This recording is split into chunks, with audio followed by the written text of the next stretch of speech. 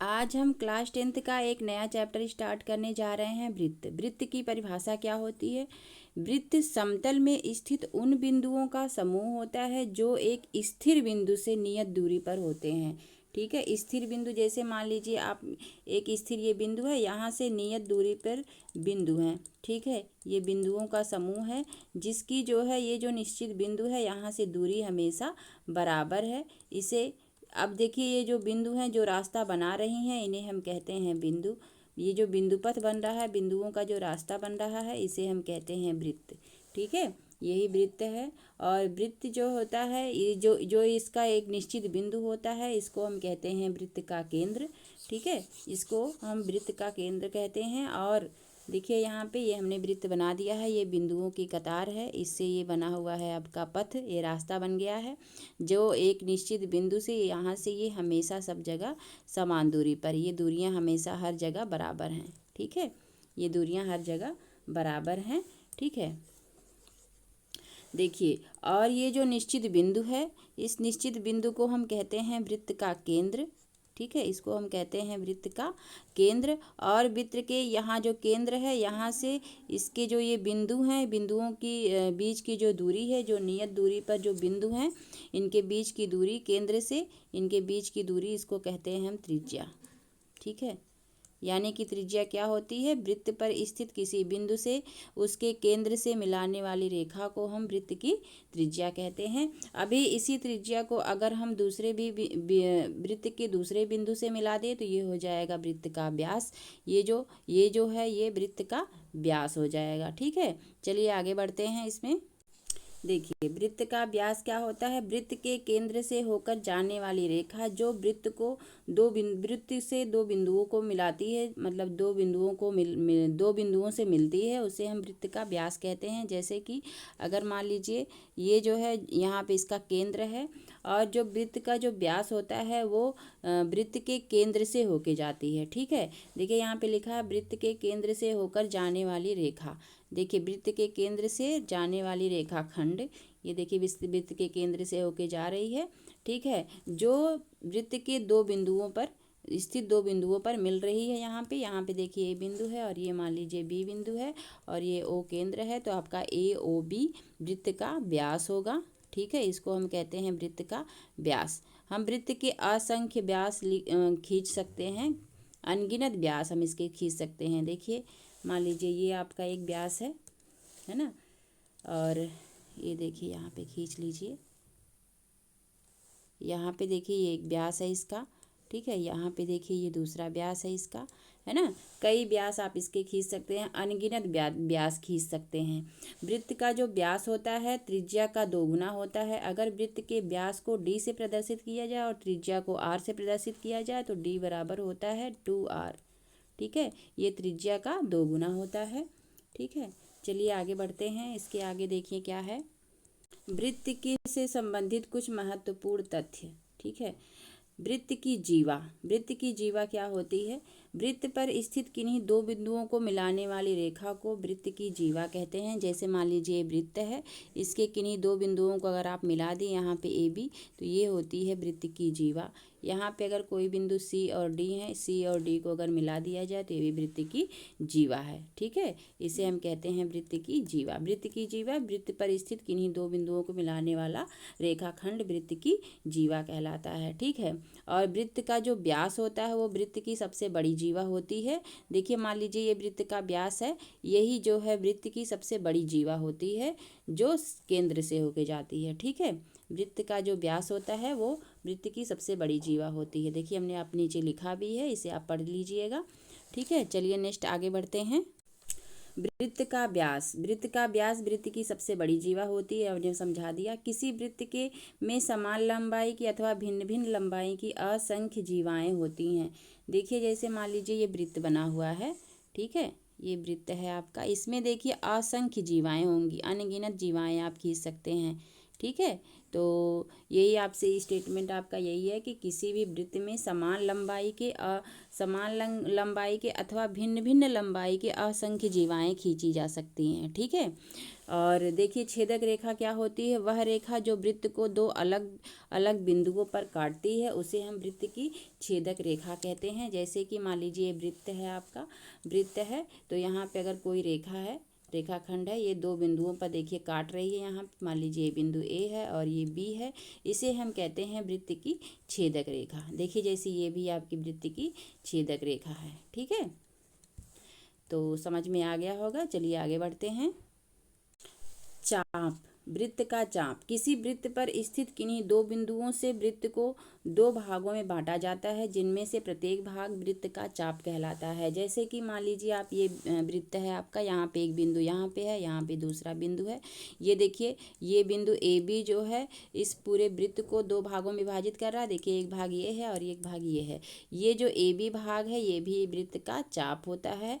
और ये A B बिंदु इधर से ये देखिए ये लघु चाप होगा और ये दीर्घ चाप होगा। ये बड़ा वाला चाप है और ये छोटा वाला चाप है और ये बड़ा वाला चाप है। ठीक है, इसको हम कहते हैं दीर्घ चाप और इसको हम कहते हैं लघु चाप। तो आपको समझ में आ गया होगा कि वृत्त पर स्थित किन्हीं दो बिंदुओं, कोई अगर दो बिंदु ले लिया जाए जो ये वृत्त को जो है दो भागों में विभाजित कर रहा है, तो जो प्रत्येक भाग जो होता है ये वृत्त का चाप कहलाता है। यहाँ पे ये चाप ए बी है। ठीक है, इसको हम देखिए ऐसे प्रदर्शित करें। चाप ऐसे कर्व टाइप का होता है तो इसको ऐसे लिखेंगे, चाप ए बी। ठीक है, तो चलिए आगे बढ़ते हैं। अर्धवृत्त, वृत्त का व्यास उस वृत्त को दो बराबर भागों में विभाजित करता है। प्रत्येक भाग वृत्त का अर्धवृत्त कहलाता है। देखिए जैसे ये आपका वृत्त है, ठीक है, वृत्त है, इसका ये व्यास है ना। वृत्त का जो व्यास है इसको दो बराबर भागों में विभाजित करता है। ये आपका पहला भाग, ये भी देखिए अर्धवृत्त है और ये भी अर्धवृत्त है। अर्धवृत्त मतलब दो बराबर भागों में बांटा, आधा आधा, अर्धवृत्त। ठीक है, तो वृत्त का जो व्यास होता है वृत्त को दो बराबर भागों में विभाजित करता है, जिसे हम वृत्त का अर्धवृत्त कहते हैं। ठीक है, समझ में आ गया होगा आपको। चलिए आगे बढ़ते हैं। परिधि, वृत्त के परिमाप को परिधि कहते हैं। जैसे कि आप त्रिभुज बनाते हैं, जैसे सपोज दैट आपने त्रिभुज बना लिया, त्रिभुज के तीनों भुजाओं का जो योगफल होता है यही होता है परिमाप होता है। चतुर्भुज अगर आपने बनाया है तो चतुर्भुज के चारों भुजाओं का जो योगफल होता है वो इसका परिमाप होता है। ठीक है, परिमाप होता है। इसी प्रकार से वृत्त है। ठीक है, वृत्त का जो ये देखिए वृत्त का ये जो भाग है इसका जो योगफल होता है, मतलब वृत्त का जो परिमाप होता है इसकी परिधि होती है। जो वृत्त का ये भाग है इसको हम बोलते हैं परिधि, इसको हम बोलते हैं परिधि। ठीक है, और जो है वृत्त का जो परिमाप होता है उसको हम कहते हैं परिधि। ठीक है, देखिए वृत्त का एक पूरा चक्कर करने में चली गई दूरी, देखिए मान लीजिए आप यहाँ से स्टार्ट कर दिए चक्कर लगाना। ठीक है, एक सेकेंड, ये आप मान लीजिए यहाँ से चक्कर लगाना स्टार्ट कर दे रहे हैं। ये मान लीजिए एक वृत्त है, यहाँ पे यहाँ से चलना शुरू किया ए बिंदु से। ठीक है, और पूरा चक्कर लगा के आप फिर से ए बिंदु पे आ गए, तो जो आपने दूरी तय करी है इसी को हम वृत्त का परिधि कहते हैं, और इसे ही हम वृत्त का, अब देखिए ये पूरी जो लंबाई होती है इसी को हम वृत्त की परिधि कहते हैं। ठीक है, इसका जो परिमाप, बाहरी माप। ठीक है, चलिए आगे बढ़ते हैं। त्रिज्याखंड, वृत्त का वह भाग जो एक चाप तथा दो त्रिज्याओं से घिरा होता है त्रिज्याखंड कहलाता है। जैसे कि मान लीजिए आपका ये वृत्त है, यहाँ पे देखिए एक वृत्त आप बना लीजिए। ठीक है, ये मान लीजिए आपका एक वृत्त है। ठीक है, तो यहाँ पे बिंदु ओ है ना। अगर यहाँ पे एक त्रिज्या ये है और एक त्रिज्या ये है, मान लीजिए त्रिज्या ओ ए है और ये त्रिज्या ओ बी है, तो ये जो आर त्रिज्याएं हैं इससे घिरा हुआ ये जो पार्ट है, ये भाग है जो, यही होता है त्रिज्याखंड, है ना। एक त्रिज्याखंड देखिए ये ऊपर वाला है और एक त्रिज्याखंड ये है ना, तो इसको हम कहते हैं त्रिज्याखंड। चलिए आप आगे बढ़ते हैं, कुछ महत्वपूर्ण तथ्य भी बता देते हैं आपको। वृत्त की प्रत्येक जीवा वृत्त को दो भागों में विभाजित करती है। प्रत्येक भाग को वृत्त का वृत्तखंड कहते हैं। जैसे कि मान लीजिए वृत्त है, ठीक है, इसकी एक कोई जीवा आपने खींच लिया, ठीक, तो ये आपका दो भागों में विभाजित कर दिया, इसको हम कहते हैं वृत्तखंड, है ना। इसको हम कहते हैं वृत्त खंड। दो बराबर भाग खंड कर दिया गया दो में। देखिए जो छोटा खंड होता है उसको हम लघु वृत्त खंड कहते हैं, इसको हम कहेंगे लघु वृत्त खंड। और ये है आपका दीर्घ वृत्त खंड, ठीक है, दीर्घ वृत्त खंड, ठीक है। बस ये बहुत ही आसान चीज़ें हैं। वृत्त की प्रत्येक जीवा, कोई भी आप जीवा खींच लीजिए, तो यहाँ पे जो है, यहाँ मान लीजिए एक जीवा आपने खींच लिया, तो ये देखिए लघु वृत्त खंड है और ये दीर्घ वृत्त खंड है, ये पूरा वाला पार्ट, ठीक है। और इसी तरह से जो वृत्त की जो जीवा व्यास होता है, ये दो बराबर वृत्त खंडों में से विभाजित करती है, ठीक है। इसकी जो जीवा व्यास होता है, जो वृत्त की सबसे बड़ी जीवा व्यास होती है, व्यास जो है इसको दो बराबर वृत्त खंडों में विभाजित करती है, ठीक है। चलिए नेक्स्ट पढ़ते हैं आगे।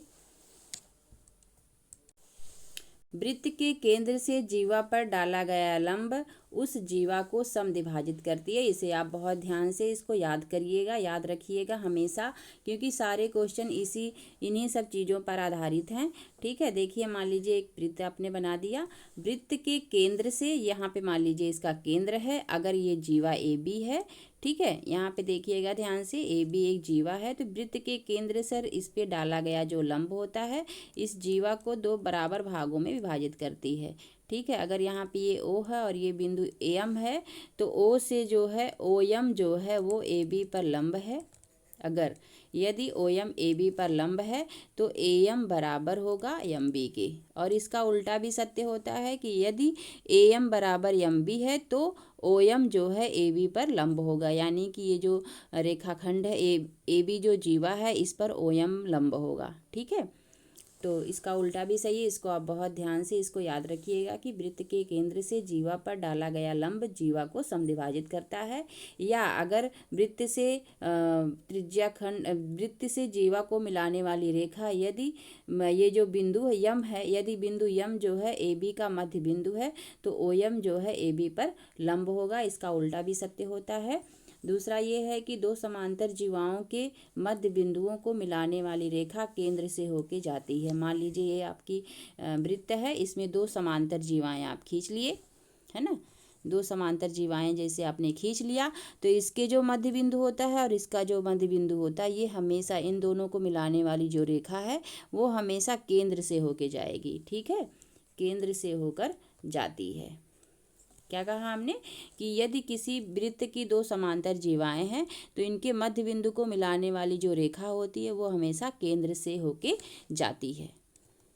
नेक्स्ट है अर्धवृत्त में बना कोण समकोण होता है। जैसे कि मान लीजिए ये वृत्त है आपका, ठीक है, यहाँ पे जो अर्धवृत्त आपने बना लिया, ये देखिए मान लीजिए अर्धवृत्त है, ये व्यास है, तो अर्धवृत्त पे में बना कोण, जैसे ये देखिए अर्धवृत्त है, तो यहाँ पे देखिए ये अर्धवृत्त में जो बना कोण होता है वो 90 अंश का होता है, ठीक है, समकोण होता है।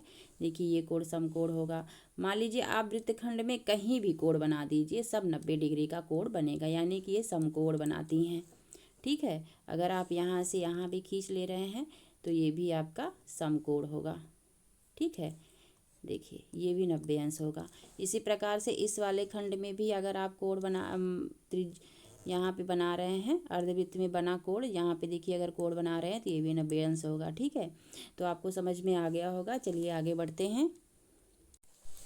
वृत्त के एक ही वृत्त खंड में कोणों का मान समान होता है। जैसे कि यहाँ पे आपने मान लिया वृत्त के एक ही वृत्त खंड में, जैसे ये वृत्त है आपका, ठीक है। अब देखिए यहाँ पे ये आपका मान लीजिए वृत्त खंड है ये वाला, तो इस पर जो है जितने भी इस जीवा से जितने भी कोण बनेंगे, ठीक है, सभी कोण बराबर होते हैं, है ना, इन्हीं ये सभी कोणों का मान बराबर होता है। जैसे आपने जितना भी कोण बना लिया, तो यहाँ पे देखिए ये कोण बराबर ये कोण बराबर ये कोण, ठीक है। वृत्तखंड में कोणों का मान हमेशा बराबर होता है। चलिए आगे बढ़ते हैं। कुछ देखिए और इम्पॉर्टेंट तथ्य। वृत्त के चाप द्वारा केंद्र पर अंतरित कोण शेष वृत्त पर आंतरिक कोण का दोगुना होता है।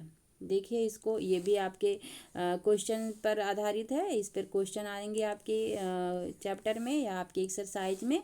शेष वृत्त, ठीक है, पर देखिए यहाँ पे इसको बहुत ध्यान से देखिएगा। देखिए जैसे मान लीजिए ये आपका वृत्त है, ठीक है। वृत्त का ये केंद्र है, ठीक है। तो वृत्त के चाप द्वारा केंद्र पर अंतरित कोण, यहाँ से मान लीजिए चाप आपका कोई ए बी है, ये ए बी चाप है, तो यहाँ इससे केंद्र पर जो अंतरित, यहाँ ये चाप जो है केंद्र पर जो कोण बना रहा है, मान लीजिए कोण थीटा है, ये 2 थीटा अगर इसको आप मान लें, तो ये जो है अन्य जो त्रिज्या खंड आपका है इसमें जो ये कोण बनाएगा, इस कोण का अगर ये मान लीजिए कोण थीटा है तो ये 2 थीटा होगा। ठीक है, समझ में आया आपको। देखिए जैसे मान लीजिए आपका वृत्त है, वृत्त से केंद्र अगर कोई त्रिज्या खंड आपने यहाँ पे ले लिया, ये त्रिज्या खंड मान लीजिए सी डी है, तो सी डी जो है जो केंद्र पर कोण बनाएगी, ठीक है। और ये सी डी जो है एक और जो ये दीर्घ वृत्तखंड है इस पर जो कोण बनाती है, इस ये जो कोण होता है इसका जो है आधा होता है, यानी कि ये अगर 2x है तो ये x होगा। ठीक है, मान लीजिए ये बिंदु ए है, ठीक है। तो समझ में आ गया होगा आपको। इस पर आधारित जब क्वेश्चन आएंगे तो फिर और अच्छे से समझ में आ जाएगा आपको, लेकिन अभी बेसिक चीज़ें आप याद रखिएगा, तभी आप क्वेश्चन को सॉल्व कर सकेंगे। ठीक है, चलिए आगे बढ़ते हैं। एक ही वृत्त की समान जीवाएं केंद्र से समदूरस्थ होती हैं। देखिए एक कोई वृत्त है मान लीजिए, ठीक है, ये वृत्त है आपका। एक ही वृत्त की समान जीवाएं, अगर ये देखिए यहाँ पे ये जीवा जो है इस जीवा के अगर बराबर है, ठीक है, ये दोनों जीवाएं अगर आप बराबर हैं तो केंद्र से जो इसकी दूरी होती, ये वाली दूरी बराबर होगी इसकी दूरी की। ठीक है, तो इसको हम ज़रा चित्र सही से बना लेते हैं। यहाँ पे मान लीजिए कि एक ये आपका जीवा है ए बी, ठीक है, ए बी आपका ये जीवा है और सी डी ये आपका जीवा है। मान लीजिए ये दोनों, मान लीजिए कि आपका जो है ए बी बराबर है सी डी के, ठीक है, ए बी बराबर है सी डी के, ए बी बराबर है सी डी के। तो इसके केंद्र से, यहाँ पे अगर केंद्र है तो यहाँ से इस पर डाला गया लंब या इससे जो दूरी होती है, मान लीजिए ये ओ है ये एम है, तो ओ एम जो है ये बराबर होगा, यहाँ से अगर ओ एन खींच दिया जाए, इसके मध्य बिंदु को मिला दिया जाए, तो ओ एम बराबर होगा ओ एन के। ठीक है, समझ में आ गया कि वृत्त की जो समान जीवाएं होती हैं केंद्र से समदूरस्थ होती हैं, केंद्र से समान दूरी पर स्थित होती हैं। ठीक है, तो ये आपका केंद्र है, तो यहाँ से ये दोनों समान दूरी पर स्थित होंगी। ठीक है, तो यहाँ पे ये देखिए, है ना, तो समझ में आ गया होगा। अभी कुछ चीज़ें और आपको हम अगले वीडियो में बताएंगे, इस वीडियो में बस यहीं तक है, और इसके इम्पॉर्टेंट तथ्य जो हैं हम अगले वीडियो में तो और बताएंगे, उसके बाद हम आपको क्वेश्चन सॉल्व करवाएंगे। ठीक है, वीडियो देख अगर पसंद आई हो तो लाइक और सब्सक्राइब कर दीजिएगा। धन्यवाद।